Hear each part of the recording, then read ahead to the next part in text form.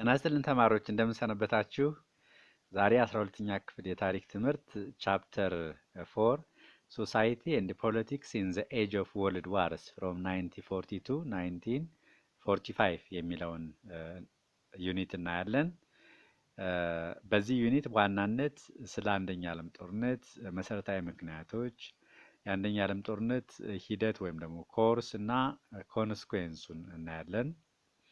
ከአንደኛ ዓለም ጦርነት በኋላ ስለነበረው ስለ ኢንተርዋር ፔሪየድ በሁለቱ የዓለም ጦርነቶች መካከል ስለነበረው ኢንተርዋር ፔሪየድ እንደዚሁም ዘ ራይዝ ኦፍ ፋሺዝም ኢን ኢታሊ፣ ዘ ራይዝ ኦፍ ናዚዝም ኢን ጀርመኒ ኤንድ ዘ ራይዝ ኦፍ ሚሊታሪዝም ኢን ጃፓን ኤንድ ዘ ቢጊኒንግ ኦፍ ዘ ሰከንድ ወርልድ ዋር ዘ ኮዝስ ኤንድ ዘ ኮርስ as well the consequences of the Second World War and the issues related to the Second World War and the First World War in general will be dealt under this chapter. So 4.1 World War First and its settlement ነው የሚለው የመጀመሪያው ሰብ ሌሰን። World War First it was carried out from 1940 to 1918 ከ1914 እስከ 1918 ዓመተ ምህረት ነው የተካሄደው። ሌላ ስሙ ምን ይባላል? ፈረስት ወርልድ ዋር ይባላል። ዘ ግሬት ዋር ይባላል። ዘ ዋር ኦፍ ኔሽንስ ኤንድ ዘ ዋር ቱ ኢንድ ኦል ዋርስ። እነዚህ የአንደኛ ዓለም ጦርነትን ለመግለጽ የሚጠቅሙ የምንጠቀማቸው የተለያዩ ተርሞች ናቸው። እንግዲህ ዋር ኢዝ ኮመን ኢን ሂውማን ሂስትሪ፣ በሰው ልጆች ታሪክ ጦርነት በጣም የተለመደ ታሪክ ነው። ሆኖም ግን አንደኛ ዓለም ጦርነት ከሱ በፊት ከተካሄዱ ጦርነቶች የሚለየው ምንድን ነው የሚለውን ስናይ አንደኛ ዲዩሪንግ ዘ ፈርስት ወርልድ ዋር ሜኒ ሶልጀርስ ዌር ሞቢላይዝድ፣ ብዙ ወታደሮች ተንቀሳቅሰዋል፣ ብዙ ወታደሮች ተሳትፈዋል። ዲፍረንት ዋርስ ዌር ፋውት ኢን ሜኒ ባትልስ፣ የተለያዩ ጦርነቶችም ተካሂደዋል። በዚህ በአንደኛ ዓለም ጦርነት እንግዲህ ጦርነቱ የተካሄደው በባህር ላይ ተካሂዷል፣ በአየር ላይ ተካሂዷል፣ እንደዚሁ በመሬት ላይ ተካሂዷል። ሰው በተለያየ አይነት ቦታ በብዙ ባትሎች በብዙ የጦር ሜዳዎች ተካሂዷል ነው። በዚህም ከሱ ፊት ከተካሄዱ ጦርነቶች የአንደኛ ዓለም ጦርነት ለየት ይላል ማለት ነው። ኬሚካል ዌፐንስ ዌር ዩዝድ ፎር ዘ ፈርስት ታይም፣ የሰው ልጆች ለመጀመሪያ ጊዜ በታሪካቸው የኬሚካል የጦር መሳሪያ የተጠቀሙት በዚሁ በአንደኛ ዓለም ጦርነት ነው። and the first mass bombardment of civilians from the sky was carried out፣ ሰዎችን በቦምብ በአየር በቦምብ ማጥቃትም እንደዚሁ የተጀመረው በዚሁ በአንደኛ ዓለም ጦርነት ነው። the first large scale civilian massacre also taken place during the first world war፣ በንጹሃን ላይ ከፍተኛ ሆነ ጅምላ ጭፍጨፋ ግድያም የተካሄደው በዚህ በአንደኛው የዓለም ጦርነት ነው። የአንደኛ ዓለም ጦርነት ከዚህ አንጻር ከሱ በፊት ከተካሄዱ ጦርነቶች ለየት ይላል ማለት ነው። እንግዲህ የአንደኛ ዓለም ጦርነት መሰረታዊ ኮዞች ምንድን ናቸው የሚለው በጣም ወሳኝ ጉዳይ ነው።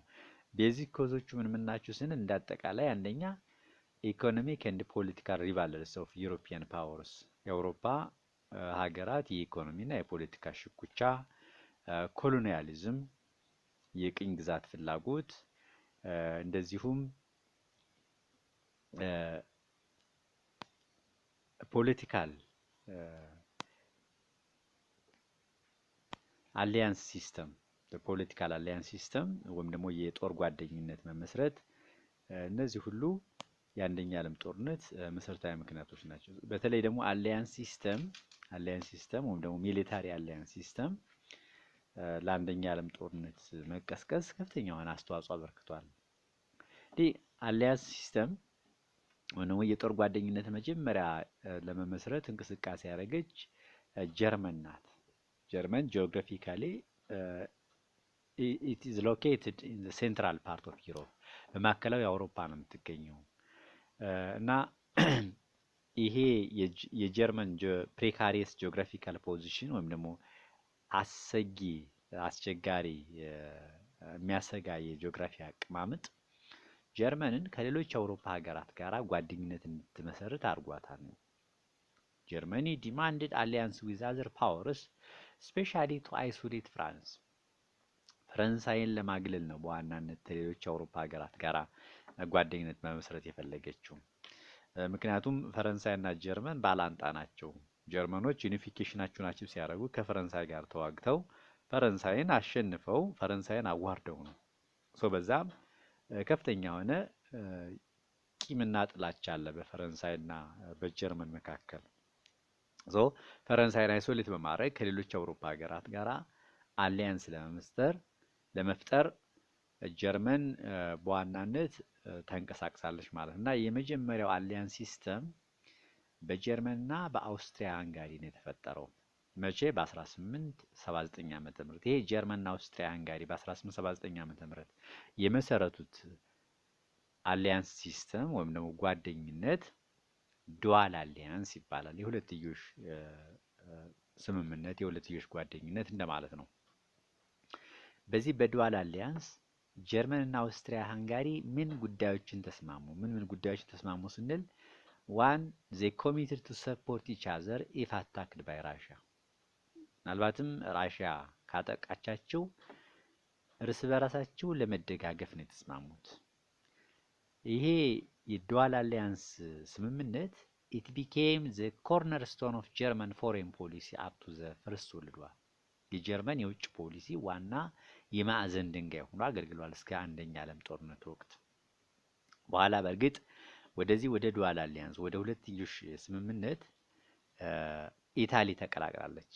መቼ? በ1882 ዓመተ ምህረት። ኢታሊ ወደ ዱዋል አሊያንስ የጦር ጓደኝነት ስትቀላቀል ስሙ ዱዋል አሊያንስ ይባል የነበረው ትሪፕል አሊያንስ ተባለ ማለት ነው። ትሪፕል ማለት ሶስት እንደማለት የሶስትዮሽ ጓደኝነት ለማለት ነው። ትሪፕል አሊያንስ በዋናነት ጀርመን፣ አውስትሪያ ሃንጋሪ እና ኢታሊን ያካታል ማለት ነው።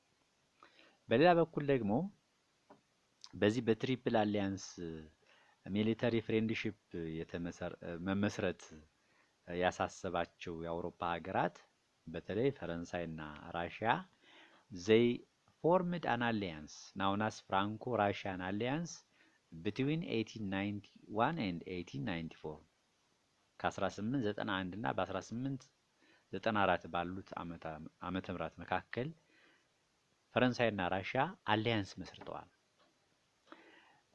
እንዲሁም ደግሞ ብሪቴንና ጃፓን they made alliance in 1902 በ1902 ዓመተ ምህረት ጃፓንና ብሪቴን የጦር ጓደኝነት ወይም ደግሞ ወዳጅነት መስርተዋል። ይሄ ብሪቴንና ጃፓን የመሰረቱት ወዳጅነት አሊያንስ ምን አድርጓል? it strengthened Britain position in East Africa I mean in East Asia ኢስት ኤዥያ ለማለት ነው። እዚህ ጋር ምስራቅ ኤዥያ ላይ የነበራትን ቦታ እንግሊዝ በከፍተኛ ሁኔታ ስትሬንግዝ አድርጓል ነው። ይሄ ከጃፓን ጋር በ1902 ዓመተ ምህረት የመሰረተችው አሊያንስ። ሌላ ብሪቴንና ፈረንሳይ ለረጅም ጊዜ ባላንጣ ሆነው የቆዩት የአውሮፓ ሀገራት they signed ኢንቴንት ኮርዳይል in 1904 በ1904 ዓመተ ምህረት ኢንቴንት ኮርዳይል የሚባል ወዳጅነት መስርተዋል ማለት ነው። በዚህ ስምምነት በኢንቴንት ኮርዳይል አንደኛ ፍራንስ አክሴፕትድ ዘ ብሪቲሽ ኦኩፔሽን ኦፍ ኢጂፕት፣ ፈረንሳይ እንግሊዞች ግብፅን እንዲቆጣጠሩ ፍቃድ ሰጧቸዋል ወይም ደግሞ ፈቅደውላቸዋል። እንግዲህ በግብፅ ላይ ፈረንስና ብሪቴን ዱዋል አሊያንስ የሚባል ግዛት ነበራቸው ከ1879 እስከ 1882 ዓመተ ምህረት እንደምታስታውሱት። በኋላ እንግዲህ እንግሊዞች ግብፅን ለብቻቸው ተቆጣጥረዋል በ1882 ዓመተ ምህረት። ይህ ሁኔታ በፈረንሳውያን ዘንድ ከፍተኛ ቅራኔን ፈጥሮ ነበር። በኋላ ግን በዚህ በኢንቴንት ኮርዳይል በ1904 ዓመተ ምህረት ብሪቴንና ፈረንሳይ በተፈራረሙት ኢንቴንት ኮርዳይል በተባለው ስምምነት ፈረንሳይ እንግሊዝ ግብፅ እንድትቆጣጠር ሙሉ ፍቃድ ሰጣታለች ማለት ነው። እንግሊዝ ደግሞ በበኩሏ ፈረንሳይ ሞሮኮ እንድትቆጣጠር ፍቃድ ሰጣታለች። ብሪቴን ሰፖርትድ ፍራንስ ኢንተረስት ኢን ሞሮኮ። አሁንም በሌላ በኩል ብሪቴንና ራሽያ they signed Anglo-Russian intent against Germany in 1907 በ1907 ዓመተ ምህረት ብሪቴንና ራሽያ አንግሎ ራሽያ ኢንቴንት የሚባል ስምምነት ተፈራርሟል። በተለይ እነዚህ ብሪቴንና ራሽያ ይህን ስምምነት የተፈራረሙት ጀርመንን በመቃወም ነው። ሶ በአጠቃላይ በ1907 ዓመተ ምህረት በአውሮፓ ሁለት ወታደራዊ ግሩፖች ወታደራዊ ወዳጅነቶች ተመስርተዋል ማለት ነው። አንደኛው ትሪፕል አሊያንስ የሚባለው ነው።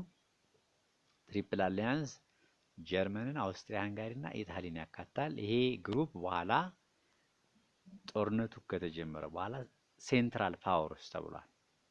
ሁለተኛው ግሩፕ ደግሞ ትሪፕል ኢንቴንድ ነው። ይሄ ደግሞ ፍራንስ፣ ራሽያ እና ብሪቴን ያካትታል። በኋላ ጦርነቱ ከተጀመረ በኋላ እና ሌሎች ሀገራት ከተቀላቀሉ በኋላ አላይድ ፓወርስ ተብሏል። ላተር ኮልድ አላይድ ፓወርስ። እንግዲህ ይሄ ወታደራዊ ግሩፕ ሁለቱም ወታደራዊ ግሩፕ ከተመሰረተ በኋላ ጦርነቱን የሚለኩስ ትንሽዬ ሰበብ ነበር የሚፈለገው።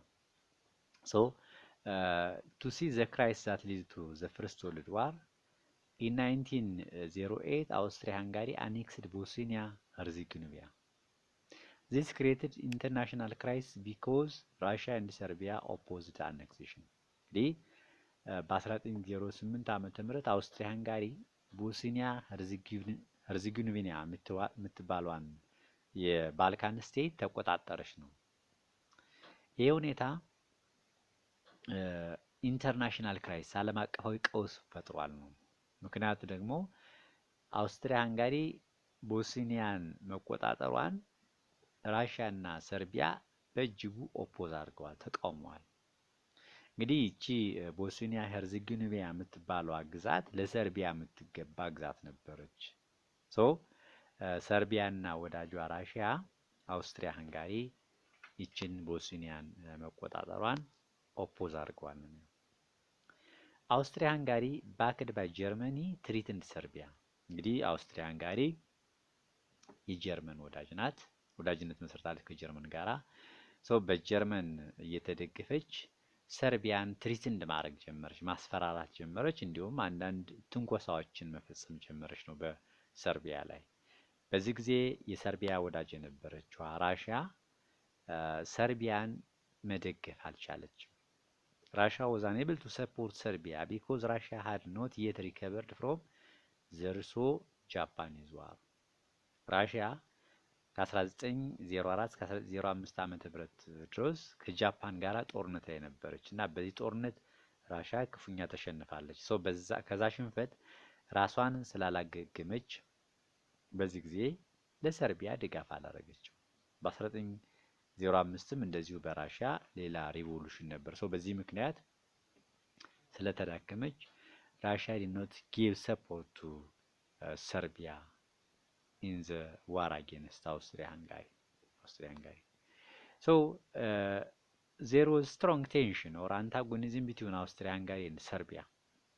በሰርቢያ እና በአውስትሪያ ሃንጋሪ መካከል ከፍተኛ የሆነ ውጥረት ቅራኔ ነበር እና ይሄ በሰርቢያ እና በአውስትሪያ ሃንጋሪ መካከል የነበረው ውጥረት ነው ለአንደኛ ዓለም ጦርነት ኢሚዲየት ኮዝ የሆነው። የኢሚዲየት ኮዝ ተብሎ የሚጠቀሰው ነገር ምንድነው? አንደኛው የዓለም ጦርነት ስንል the assassination of Austrian Prince Franz Ferdinand and his wife Sophie in Sarajevo. Sarajevo was the capital of Bosnia on June 28, 1940. And the assassin was ጋቬርሎ ፕሪንስፕ።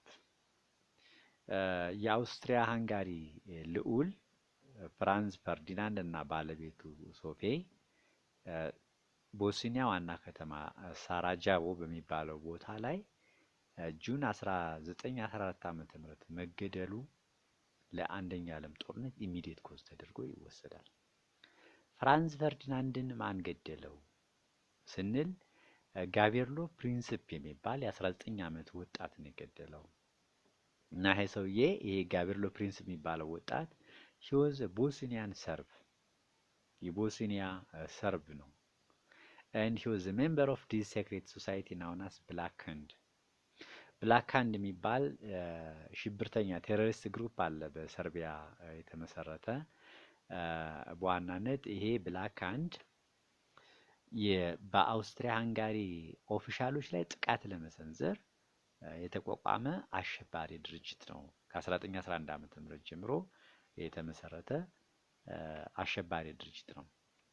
ሶ ይሄ የብላክ ሃንድ ቴሮሪስት ግሩፕ ሜምበር የነበረ ጋቬርሎ ፕሪንስፕ የአውስትሪያ ሃንጋሪን ልዑል ፍራንስ ፈርዲናንድን ጁን 1914 ዓ.ም መግደሉ የአንደኛ ዓለም ጦርነት እንዲቀሰቀስ ኢሚዲየት ኮዝ ተደርጎ ይወሰዳል ማለት ነው።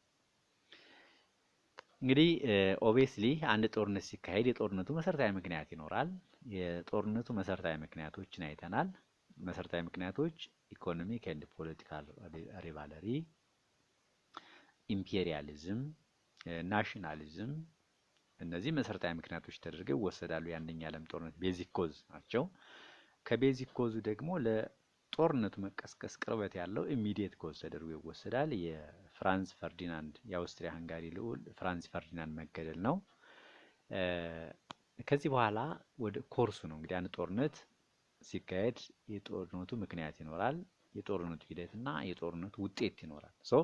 ጦርነቱ ሂደቱ ምን ይመስላል ስንል ራሽያ decided to support Serbia at the risk of war with Austria Hungary and Germany። ቆየት ብላ እንግዲህ ራሽያ ለሰርቢያ ድጋፍ ለማድረግ ወስናለች ነው የሚለው።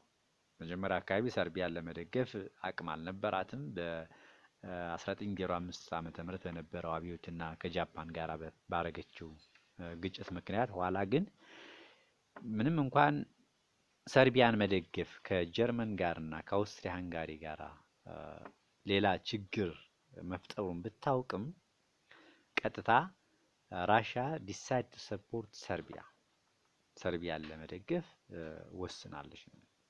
እንግዲህ እነዚህ ህዝቦች የራሽያና የሰርቢያ ህዝቦች ተመሳሳይ ህዝቦች ናቸው፣ ስላቮች ናቸው፣ በእምነትም ኦርቶዶክሶች ናቸው።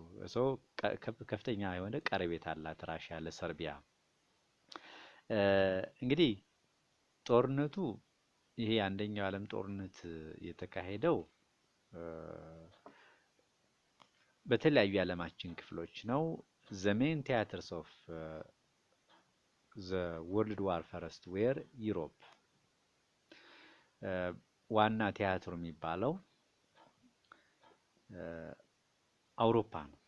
በዋናነት አውሮፓ ነው የተካሄደው። ከአውሮፓ በተጨማሪ አፍሪካ ውስጥ ተካሂዷል፣ ፓሲፊክ ውስጥ ተካሂዷል እና በዋናነት በአውሮፓ በሁለት የጦር ግንባሮች ተካሂዷል። ኢን ዩሮፕ ዘ ዋር ዋዝ ፋውት ኢን ቱ ፍሮንትስ። ምስራቅ ጦር ግንባር ኢስተርን ፍሮንት እና ዌስተርን ፍሮንት ተብለው ይታወቃሉ እነዚህ ሁለት የጦር ግንባሮች። ኢስተርን ፍሮንት የሚባለው ጀርመን ከራሽያ ጋር ያካሄደችው ጦርነት ነው። ዌስተርን ፍሮንት ደግሞ ጀርመን ከሌሎች አላይድ ፓወሮች ጋር ያካሄደችው ጦርነት ነው እና በጣም ኢምፖርታንት የሚባለው ጦርነት የዌስተርን ፍሮንት ነው። it was the most important where the Germans put in practice the war strategy known as ስኬልፈን ፕላን። ጀርመኖች በዚህ በምዕራብ የጦር ግንባር የነበራቸው የጦር እቅድ ስኬልፈን ፕላን ይባላል። እንግዲህ ስኬልፈን ማለት የጀርመን ወታደራዊ ኦፊሰር የነበረ ሰው ነው። this ስኬልፈን ፕላን was designed by von ስኬልፈን ቺፍ ስታፍ ኦፍ ጀርመን አርሚ፣ የጀርመን ወታደራዊ አመራር የነበረ ሰው ነው። ይሄን እቅድ አወጧል። ስኬልፈን ፕላን የሚባል የጦር እቅድ። ይሄ የጦር እቅድ ስኬልፈን ፕላን ምንድን ነው የሚለው? it required an attack on France first by sweeping through Belgium and crushed it within 6 weeks። በምዕራብ የጦር ግንባር የጀርመን የጦር ሰራዊት መጀመሪያ ማጥቃት ያለበት ፈረንሳይን ነው የሚለው ይሄ ስኬልፈን የጦር እቅድ። ምናልባትም ፈረንሳይን ማጥቃት ያለበት በቤልጂየም አልፎ በመጓዝ ነው የሚለው እና በዚህ በምዕራብ የጦር ግንባር ፈረንሳይን በቤልጂየም በማለፍ በአጭር ጊዜ ድባቅ ከመታ በኋላ እንደገና ወደ ምስራቅ የጦር ግንባር መዞር አለበት የሚል የጦር እቅድ ነው። እንግዲህ ቅድም እንዳልነው ጀርመን የምትገኘው ጂኦግራፊካሊ ማዕከላዊ አውሮፓ ላይ ነው እና በዛ ምክንያት በምስራቅ አቅጣጫ ራሽያ አለች፣ በምዕራብ የጦር ግንባር ደግሞ ሌሎች አላይድ ፓወሮች አሉ። ጀርመን ሁለት ጊዜ በሁለት አቅጣጫ አንድ ጊዜ መዋጋት ስለሚያስቸግራት መጀመሪያ መዋጋት ያለባት በምዕራብ የጦር ግንባር ከፈረንሳይ ጋር ነው። ፈረንሳይን አሸንፋ ደግሞ ወደ ምስራቅ የጦር ግንባር መዞር አለባት። ምስራቅ የጦር ግንባር ከማን ጋራ? ከራሻ ጋራ የሚል የጦር ዕቅድ ነው ይሄ ስኬልፈን ፕላን። So the Germans plan to stand on the defensive against Russia in the east። እንግዲህ በምዕራብ የጦር ግንባር የጀርመን የጦር ሰራዊት ፈረንሳይን ተቆጣጥሮ ወደ ምስራቅ እስከሚዞር ድረስ በምስራቅ ያለው የጀርመን የጦር ሰራዊት የመከላከል ተግባር እንዲሰራ እንዲከላከል ከራሺያ ራሱን የመከላከል እርምጃ ነው የሚወስደው። በዚህም ጀርመን የአንደኛውን የዓለም ጦርነት የጀመረችው በዚህ በምዕራብ የጦር ግንባር ነው ማለት ነው። እና በምዕራብ የጦር ግንባር በእርግጥም ጀርመን ብዙ አካባቢዎችን ወራለች። ማንን? ለግዘምበርግን ኢን ኦገስት 1940፣ ቤልጂየምን ኦን ኦገስት 3 1940። በተለይ ቤልጂየምን መውረሯ this violated the treaty of 1839 in which the British had guaranteed Belgian neutrality።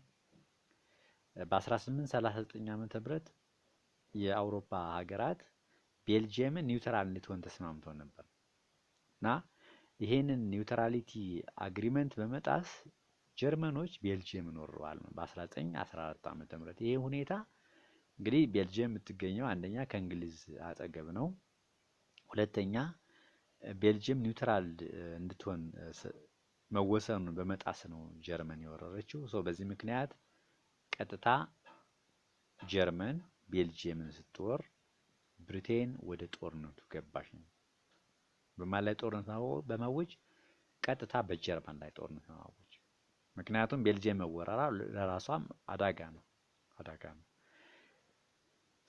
በመቀጠል አሁንም ጀርመኖች they invaded France on the western front፣ ፈረንሳይን በምዕራብ የጦር ግንባር ኢንቬድ አድርገዋል። እንግዲህ በጦርነቱ ሂደት ሌሎች ኃይሎች ተቀላቅለዋል። ለምሳሌ ተርኪ joined to central powers because of its hostility with Russia። ቱርክ ወደ ሴንትራል ፓወር ተቀላቅላለች። ምክንያቱም ደግሞ ከራሻ ጋራ የቆየ ቂም ስለነበራት የቆየ ጥላቻ ስለነበራት ወደ ሴንትራል ፓወር ተቀላቅላለች። ቡልጋሪያ እንደዚሁ she joined with the war with in the side of central powers because it was the enemy of Serbia። የሰርቢያ ጠላት ስለነበረች አሁንም ቡልጋሪያ ወደ ሴንትራል ፓወር ተቀላቅላለች። ኢታሊ joined to triple entente or allied powers in 1950 because the land Italy wanted was occupied by Austria። ኢታሊ የትሪፕል አሊያንስ ወይም ደግሞ በኋላ ሴንትራል ፓወር የተባለው ሜምበር ነበረች። በኋላ ግን በ1915 ዓመተ ምህረት ከዚህ ከትሪፕል ኢንቴንት ወጣ ወደ አላይድ ፓወር ተቀላቅላለች። ምክንያቱ ደግሞ ምንድነው? ከአውስትሪያ ሃንጋሪ ጋራ ጸብ ስለነበረች ነው። አውስትሪያ ሃንጋሪ መሬቴን ወስዳብኛለች ብላ ስለምትቃወም ነው። ምክንያቱም ታስታውስ ከሆነ አውስትሪያ ኢታሊ ዩኒፊኬሽኗን አቺቭ ስታደርግ ከአውስትሪያ ጋራ ተዋግታለች እና መጨረሻ ላይ ይገባኛል የምትላቸው ግዛቶች አሁንም በአውስትሪያ ሃንጋሪ ቁጥጥር ስር ናቸው ያሉ። በዛ ምክንያት ከአውስትሪያ ሃንጋሪ ከነበረችበት ትሪፕል አሊያንስ ወይም ደግሞ ሴንትራል ፓወር ወጣ ወደ አላይድ ፓወር ተቀላቅላለች ማለት ነው።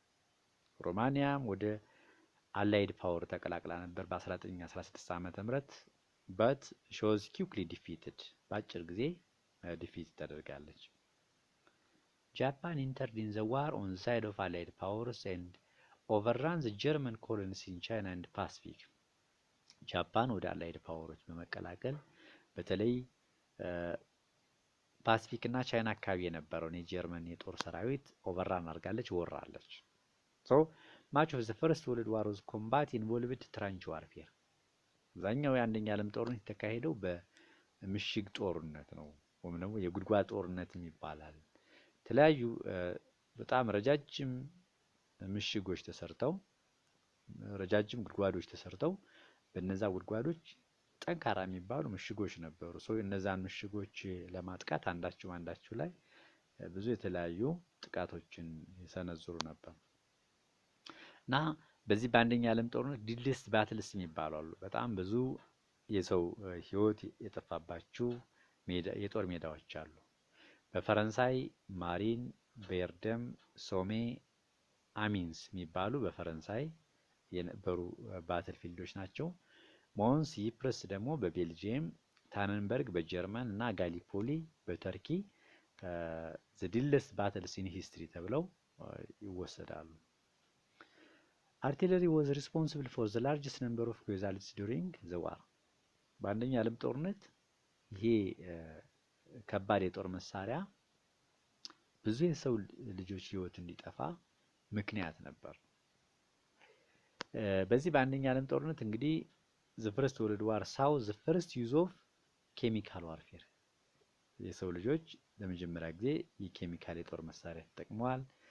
ኤሪያል ቦምባርድመንት ተጠቅመዋል። ወይም በአየር ላይ ሆኖ በቦምብ የማጥቃትን እርምጃ ፈጽመዋል። እንግዲህ ይሄ ኤሪያል ቦምባርድመንት እና ኬሚካል ዋርፌር በ1907 ዓ.ም የተፈረመው ሄግ ኮንቬንሽን አውትራውት ተደርጎ ነበር። እንዳይሰራ እንዳይተገበር ተከልክሎ ነበር። ሆኖም ግን ይሄን በመጣስ ነው እንግዲህ አላይድ ፓወሮች በአንደኛ ዓለም ጦርነት የነበሩ ፓወሮች የኬሚካል ዋርፌር እና ኤሪያል ቦምባርድመንት ይፈጽመው ነበር። ሌላ የሰው ልጆች ሰብማሪንስ ወይም ደግሞ ዩቦትስ ባህር ሰርጓጅ መርከቦችን የውስጥ ለውስጥ የሚጓዙ መርከቦችን በመጠቀም ጥቃት የሰነዘሩበት ወቅት ነው ይሄ አንደኛ ዓለም ጦርነት። ታንኮችም እንደዚሁ ጥቅም ላይ የዋሉበት ጦርነት ነው። የአንደኛ ዓለም ጦርነት የሰው ልጅ ታንኮችን፣ ዩቦቶችን ወይም ሰብማሪኖችን መጠቀም የጀመረው በዚህ በአንደኛ ዓለም ጦርነት ነው ማለት ነው። የአንደኛ ዓለም ጦርነት ታሪክ በአንደኛ ዓለም ጦርነት ታሪክ 1917 ዓ.ም ዲሲሲቭ ተብሎ ይወሰዳል። አንደኛው ዲሲሲቭ የሚያደርገው ምንድነው? the withdrawal of Russia from the first world war ነው። ራሽያ በኦክቶበር ሪቮሉሽን ምክንያት ከአንደኛ ዓለም ጦርነት ተወግዳለች እና ራሽያ ከአንደኛ ዓለም ጦርነት ስትወጣ ብረስት ሊቶቭስክ የሚባል ፒስ ትሪቲ ከጀርመን ጋራ በመፈራረም ከሴንትራል ፓወሮች ጋራ በመፈራረም ነው የወጣቸው። የራሽያ መውጣት አንዱ ዲሲሲቭ ኢቨንት ተደርጎ ይወሰዳል በዚህ በአንደኛው የዓለም ጦርነት በዚህ በ1917 ዓመተ ምህረት። በምትኩ ደግሞ በዚሁ ዓመተ ምህረት 1917 ዓመተ ምህረት አሜሪካ ወደ አንደኛ ዓለም ጦርነት ገብታለች። ለምን ገባች የሚለው ምክንያት ስናይ because the American ships were attacked by the German commercial ships. the German submarine ships. የጀርመን ባህር ሰርጓጅ መርከቦች በአሜሪካ ኮመርሻል ሺፖች ላይ የንግድ መርከቦች ላይ ከፍተኛውን ጥቃት ሰንዝረዋል። በዛ ምክንያት በዛ በመናደድ አሜሪካ ወደ አንደኛ ዓለም ጦርነት ልትገባ ችላለች ማለት ነው። በእርግጥ አሜሪካ ወደ ጦርነት ውስጥ ገባ ያልተነካ ኃይል ይዛ ነው የገባችው። ከዚህ በኋላ ነው እንግዲህ ሴንትራል ፓወሮች ባላይድ ፓወሮች እየተሸነፉ የመጡት ከዚህ በኋላ the end of the war የሚለው ጦርነቱ እንዴት እንዳከተመና የጦርነቱ ኮንሲኩዌንስ ምንድነው የሚለውን ኔክስት ታይም እናያለን። ምናልባትም ቻናሉ ከተመቻችሁ ቻናሉን ላይክ፣ ሰብስክራይብ እና ሼር አድርጉት። ስለነበረን ቆይታ በጣም አመሰግናለሁ። መልካም ጊዜ